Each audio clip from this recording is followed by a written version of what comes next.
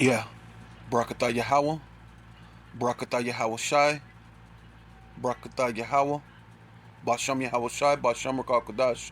Double honor to the apostles and elders of Great Millstone who rule well. Salutations to the Akim and the four winds, preaching the truth and sincerity, risking your lives more now than ever. The hopeful elect, the elect, Shalom, to the Israelite foreigners whose phenotype may look like another nation, but bloodline goes back to Israel through your father and have come back to the fold.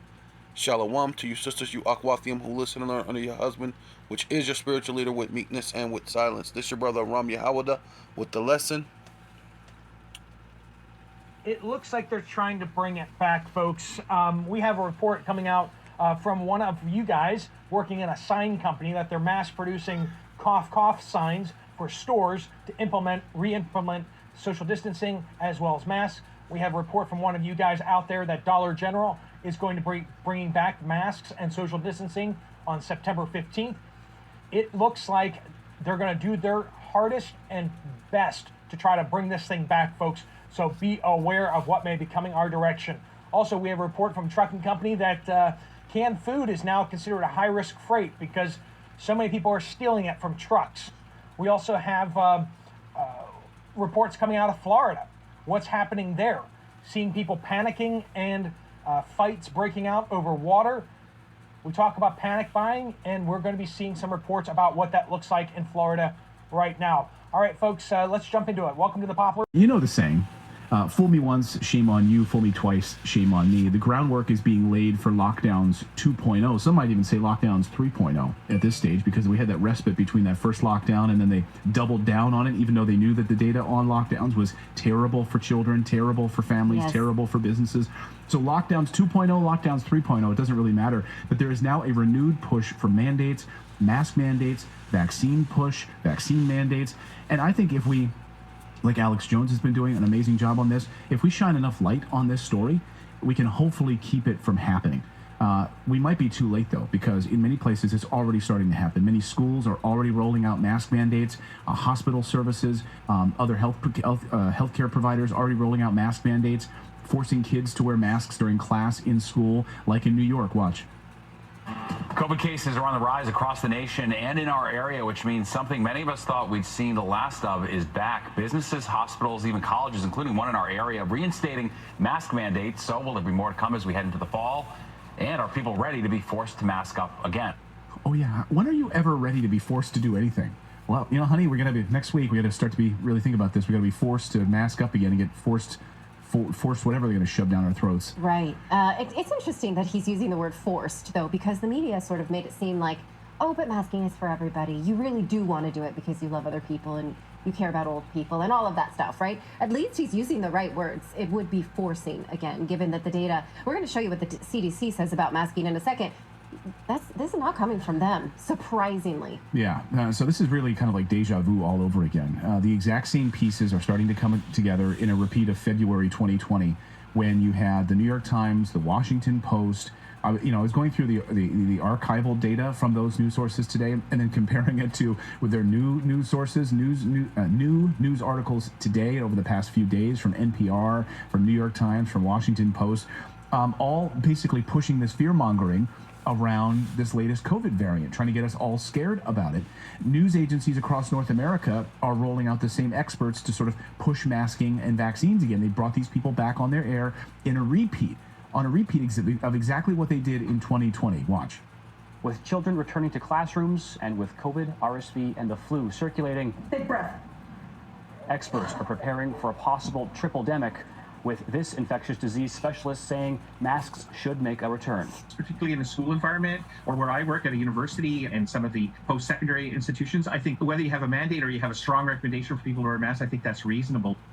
Okay, that's what he thinks. Mm-hmm. Okay, keyword there, think, because what is he basing this on? It's actually not the CDC. The CDC doesn't even try to make the claim that masks prevent transmission anymore. Their website is heavy on the word may.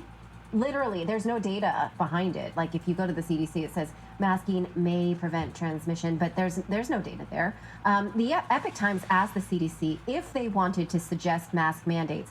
Here's what they said. And it's interesting just how vague and non-committal this speech is. A spokesperson said that, hospital admission levels are currently low, and that the agency recommended that transportation workers, travelers, passengers, and others get the vaccine before they travel. That it says anyone may choose to wear a mask in crowded or poorly ventilated indoor areas. But then again, that's very heavy on your choice. The agency currently doesn't have any mandate in effect, and the CDC's advice for individuals and community around COVID are tied to hospital admissions levels, which are still low. They are increasing because we're heading into the fall.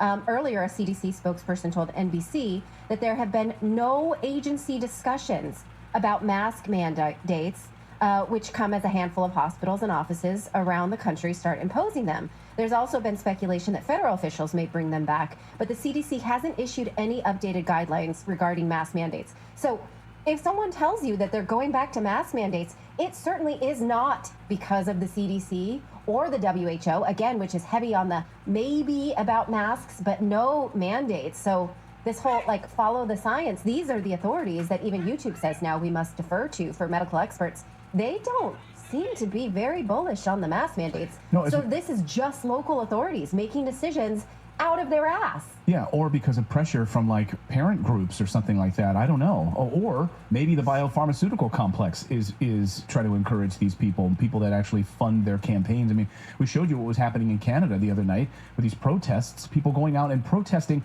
because they want masks back in place. Can you imagine such a thing? They get a little taste of tyranny, and they're like, yeah, give me some more of that tyranny. Let me go out. Let me ask for more of that. So if you're local, go ahead.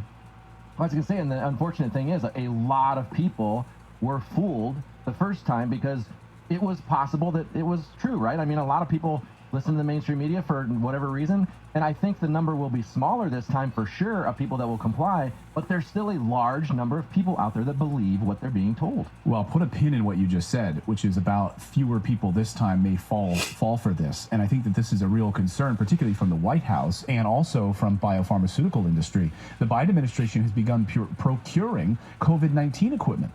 They're already doing it, and hiring advisors on safety protocols for COVID-19. This is what the Biden administration is currently doing. This is now confirmed, according to an exclusive report from the War Room. President earlier this week, of course, you'll remember we played it here on the show, said that he'll have a vaccine ready to go in weeks and wants everyone to take the vaccine. The White House press team, though, this is amazing to watch the White House press corps. They are basically just stenographers for the imperial power that is the United States.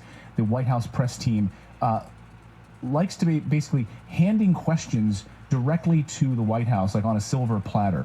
It's almost like they've been pre-fronted with these questions from the White House. Hey, can you guys educate Americans on how to take the vaccine? How are you guys going to do that? It seems like Americans aren't really ready to take this next round of vaccine. How are you, the White House, going to really educate Americans about the positivity of taking this vaccine? What are you guys going to do to really drive home that people need to get vaccinated? That's just the wrong question. It's not why do you think that's necessary at all? That's the right question. No, instead she asks, how are you going to educate people about taking the vaccine? So few people took it this last time with boosters. How are you going to really drive home the message to make sure people get this? Watch.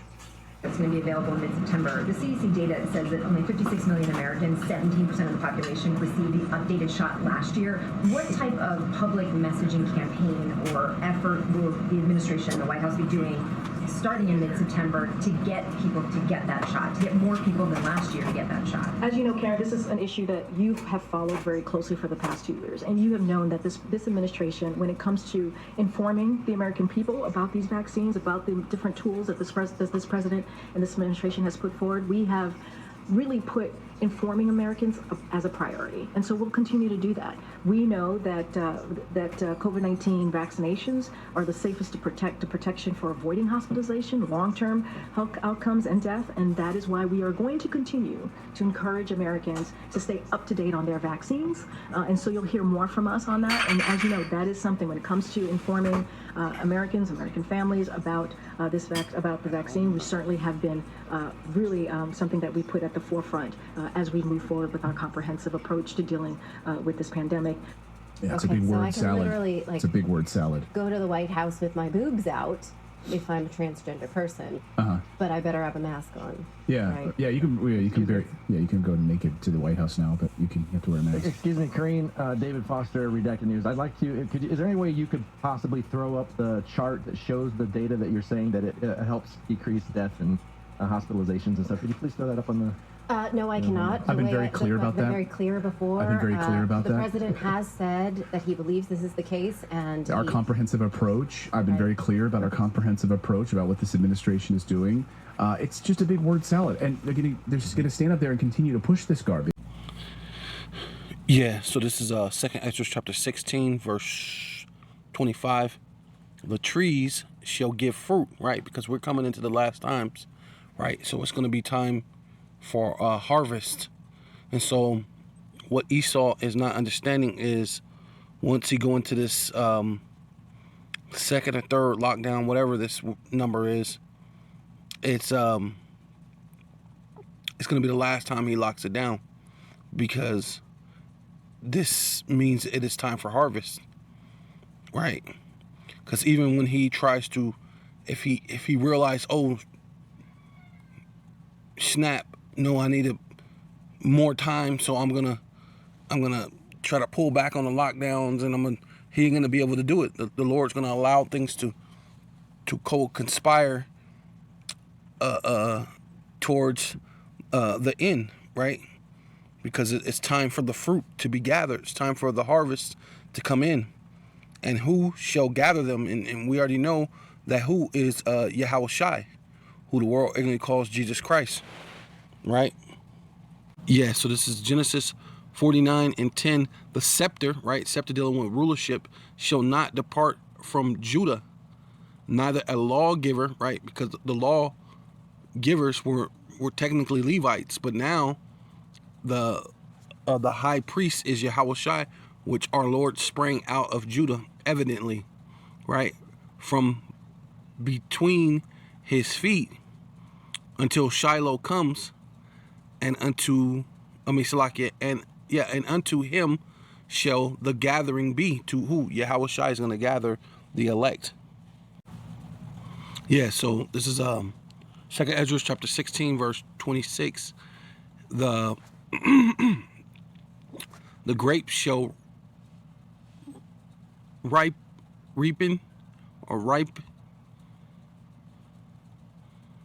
and who shall tread them, right? Because what the Lord is, as he's saving, he has to have judgment, which is balance. So on one hand, who the world ignorantly calls Jesus Christ is going to be saving, and on the other hand, he's going to be destroying. He's going to be treading them down, right? Right. So this is Genesis 49:11, binding his foal unto the vine, right? What's on the vine? Grapes. And his ass's colt unto the choice vine, right? Because he chose what? The Israelites. When he died, he went into Galilee, and they were saying Hosanna, Hosanna, while he was on the back of an ass or a donkey, which you would call, right? Those people that he chose to die for, or he was always meant to die for, that was the prophecies for him to die for, or for his people for their sins, right? Which the angel spoke to Mary and his father, right? Joseph, through the sperm, right? Through them actually having sex, right? He washed his garments in wine, right? And what are wines made with? Grapes. And his clothes in the blood of what? Of grapes, right? Right? Who's gonna be what? Smashing those grapes, right? Which is symbolizing for what? Judgment, right? Redemption and judgment, a perfect balance. Yeah. So 2nd Ezra chapter 16, verse 26, to finish it off. For all places shall be desolate of men. So this is gonna be a worldwide event, because the Lord said that he's gonna try the world, right? The world is gonna be tested and tried, especially dealing with that world of Israel, is going to be tried and tested, so that no man shall desire, so that one man shall desire to see another, right? It's going to be so desolate that one man should desire to see another and to hear his voice, right? You're going to go such a long time without hearing another person's voice, right? For of a city there shall be 10 left, and 2 of the field which shall hide themselves in the thick groves and in the cliffs of the rocks, right? Because what people are going to be hiding, certain people that already knew to be off grid and all these type of things, they're going to be, out in the hills, out in the mountains, out other places where they're not going to get killed as fast as other people who's going to be in these cities where you're always going to run into something, some type of wild beast, some type of mob of people. It's always going to be constant dangers in these cities, and until they get all wiped out, until you may be alone and you may not be able to see another person for quite some time, which they kind of show you that even in the Walking Dead, that one chick who was alone for such a long time, she didn't know how to handle herself, right? Little Mexican chick, little Issacharite chick. And so this is Jeremiah chapter 3 verse 14. Turn, O backsliding children, which really should be sons, saying, Yahweh, Bashem Yahweh Shai, Hamashiach, pre-incarnate, for I am married unto you, right? The Most High is married unto us, right? So let's look up that the word pre-incarnate. Yeah, so pre-incarnate, Merriam's dictionary, pre-incarnate, of relating to or having existed before incarnation. Incarnation dealing with living before in the flesh, right? So we know who the world ignorantly calls Jesus Christ was Adam, right? We know he was Isaac. We know he was Solomon, right? So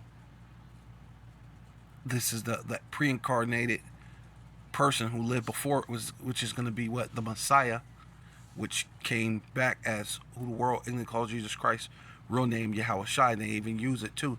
Use especially of the second person of the Trinity, right? Which there's no such thing as Trinity like that, but that's what they do. The Father, the Son, and the Holy Spirit. There's what they call the Trinity, right? But by them saying Trinity, they believe that it's one God, which don't make sense. A triune God, but it's one, which don't make sense to be 3 different persons, but then be the same person. No, right? So we know they're all 3 separate beings, but on one accord, right? 3 separate, factions of what takes it to be, function, right? God the Father, God the Son, and then the Spirit is the angels who obey and do what the Most High tell them to do, right? That's what makes things happen. Right, to go back right here to Jeremiah 3 and 14 to finish up. For I am married unto you. So the Most High is married unto us, right? Right, which eventually he's going to, basically he cut us off, right? As if, the Lord divorced us in a sense, or it's like almost like he separated himself from us, but what he's gonna link us back up through his Son, right?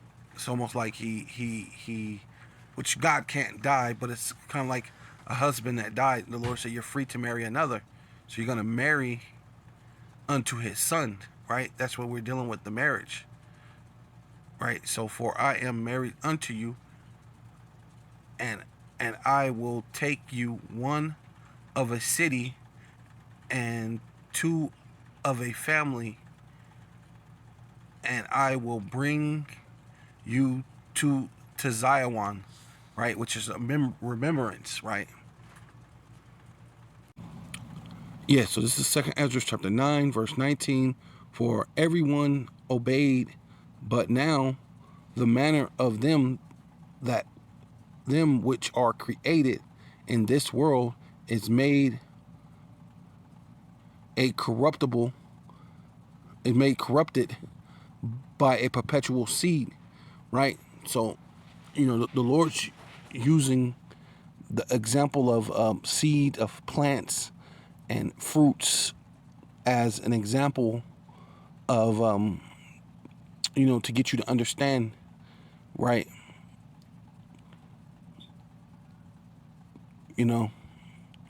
So,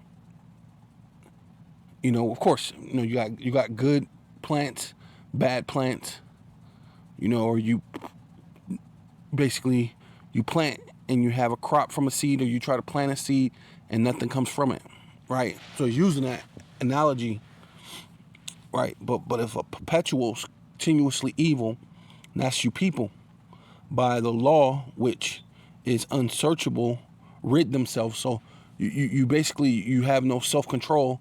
So like I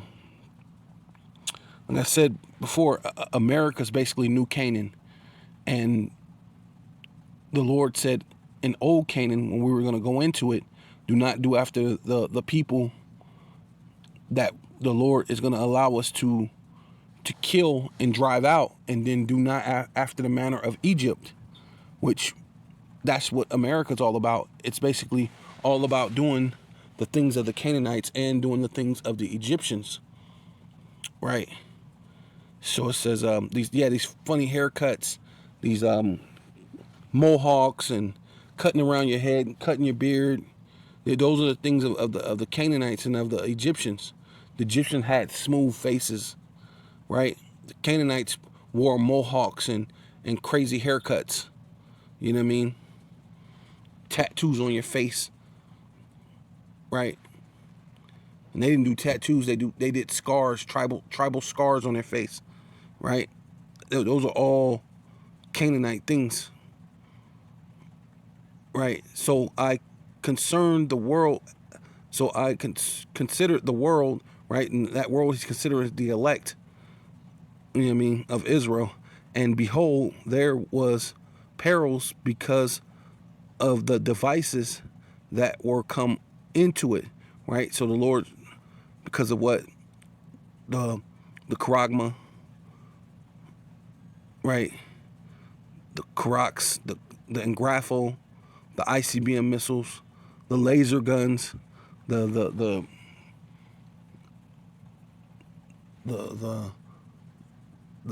was it the AIs that can kill, right?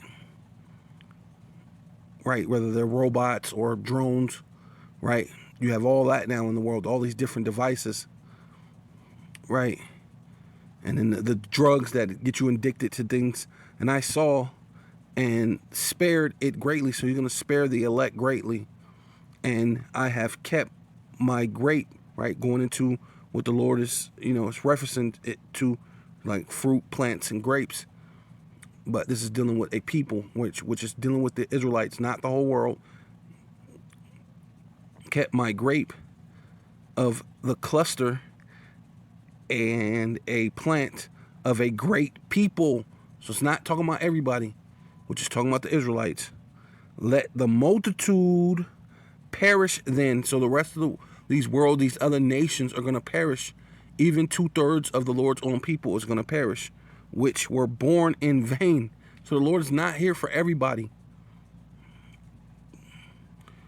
And let my grape, right?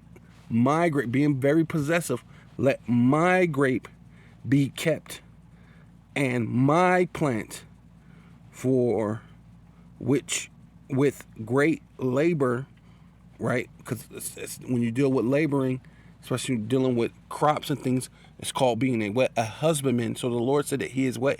A husband unto us. So he's being what? A husbandman. He's being a labor unto the crops, right? For great labor have I made it perfect, right? And that's dealing with the elect. Yeah, so this is 2nd Ezra chapter 7, verse 44. Intemperance is at an end, right? Which intemperance means a lack of moderation or self-control, right? Which basically being that like that corruptible seed that's unsearchable, just doing whatever you want to do, right? You're without moderation. You don't have any boundaries, so that's going to come to an end. Infidelity, right? Unfaithfulness is cut off. Righteousness is grown, and truth is sprung up, right? Which dealing with like a plant, and truth is going to spring up, right? Yeah, so this is Jeremiah chapter 2, verse 21. Yet I have planted thee a noble vine, holy, a right seed, right? You're meant to be a right seed, right? How then art thus turned into the degenerate plant of a strange vine unto me, right? Following the other customs of these other nations, you turn into a strange plant, into something else, totally different people. So being that you don't have any intemperance, moderation, you're a corrupted seed, right? It's time for harvest for the right type of seed, right? Yeah, so this is Matthew chapter 13, verse 38. The field is the world, right? So the Lord's going to triumph the whole world, right? The good seed are the children of the kingdom, which are the Israelites, starting with the elect, the elect of all 12 tribes of the nation of Israel, right? Not dealing with the whole world, only the elect, the good seed. But the tares are the children of the wicked, right? Dealing with Esau, Edom, 2/3 of our own people who are spiritually Edomites, and then the rest of these nations, right? Because they're all under the vibration of Esau, Edom. Yeah, they're all under the vibrations of the wicked one, right? Their tares are the children of the wicked one, which is Esau, Edom. The enemy that sold, right? Dealing with seed, that corrupted seed, right? So there was a seed that was what? Perpetual, a corrupted seed. Perpetual, right? Right. So the wicked enemy, the wicked one, the enemy that sold them is the devil, right? The devil is what? The accuser, false accuser of thy brethren, right? Of you so-called black, Hispanic, and Native Indians, mostly dealing with the elect, right? They're going to falsely accuse the elect. The harvest, right? Which is this is that time. Because once this thing goes into lockdown this last time, they're never coming out. You're never coming back out of this lockdown. This is the end of your world, Esau, Edom. So it's a good thing you're going to go into this lockdown. Because even if you want to come out this lockdown, you're not going to be able to. The Lord is going to force your hand. The harvest is the end of the world. See, this next lockdown that you're going to do is the end of this world. And the reapers are the angels. And so the angels, that's why you're seeing so many angels everywhere, right? As therefore the tares are gathered and burnt in the fire, right? So the Lord's using this as an example. You know, you separate the wheat from the tares. You separate, these, like the weeds. Like if you had a garden, you take the weeds out that's trying to drink and get the nourishment of your plant. So you rip it out and you burn it because you don't need it. It's not nothing you need. You want the fruit. You want good fruit. You want a good seed, right? So you burn it. So shall it be in the what? End of this world, which Esau is the end of the world, and Jacob is the beginning of it that followeth. So the end of Esau world is going to be what? Fire, ICBM missiles that's going to hit Russia. Russia's going to hit America. America is going to hit, Iran, Iraq, North Korea. North Korea is going to shoot their missiles. Even America's allies are going to shoot missiles on America. So there's going to be all sorts of missiles and fire happening, which is judgment, but the world is going to abide forever. This is just a cleansing for the world, because the world needs to be cleansed, right?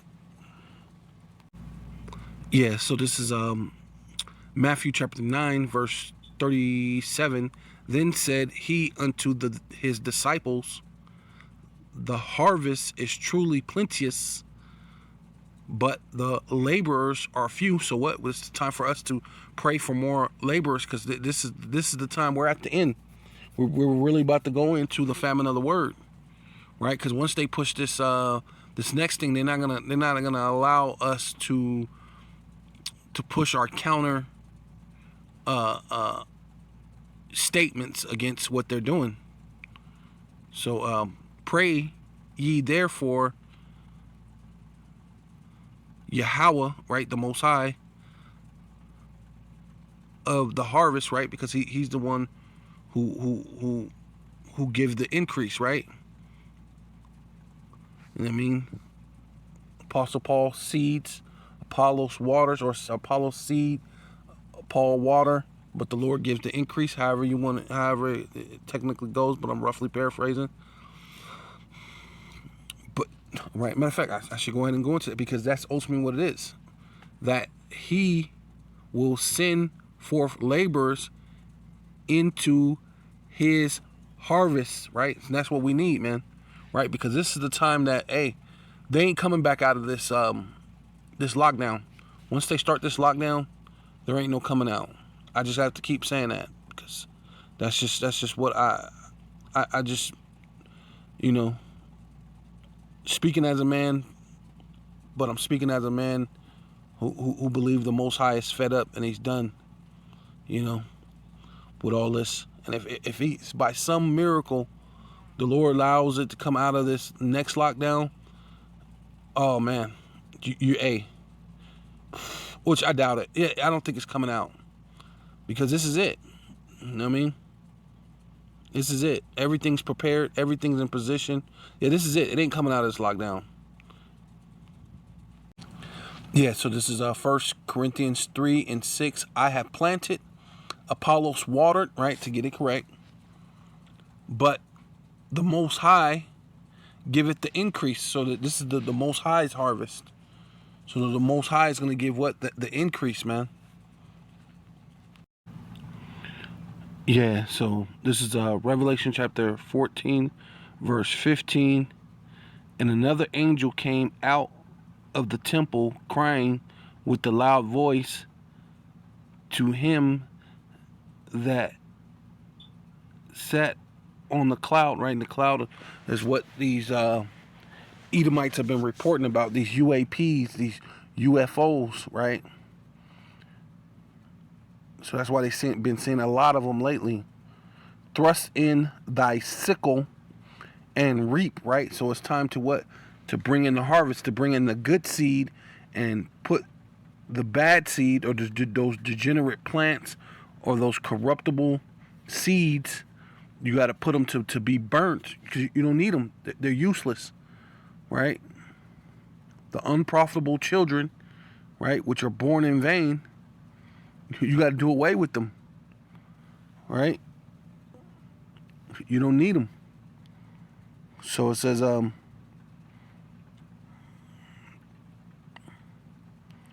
for it is for the time is come for thee to reap, right? To bring in the good seed, to bring in the elect, right? Salvation for the elect, and what? Destruction for the wicked. For the harvest of the earth is ripe, right? It's ready to go. And he that sat on the cloud, right, which is the chariot, thrust in his sickle on the earth, right, wherever the Israelites are scattered, the elect at that, and the earth was reaped, right? So basically this next lockdown, you're not coming back out of it. It's time. It's reaping time. So call Loyum Yahweh, Bashem Yahweh Shai, Bashem Rakal Kodash. Double honor to the apostles and elders of Great Millstone who rule well. Salutations to the Akim and the four winds, preaching in truth and sincerity, risking your lives more now than ever. The hopeful elect, the elect. Shalom to the Israelite foreigners whose phenotype may look like another nation, but bloodline goes back to Israel and have come back to the fold through their father. Shalom to you sisters, you Akwathium, who listen and learn under your husband, which is your spiritual leader, with meekness and with silence. And a Baba Ball.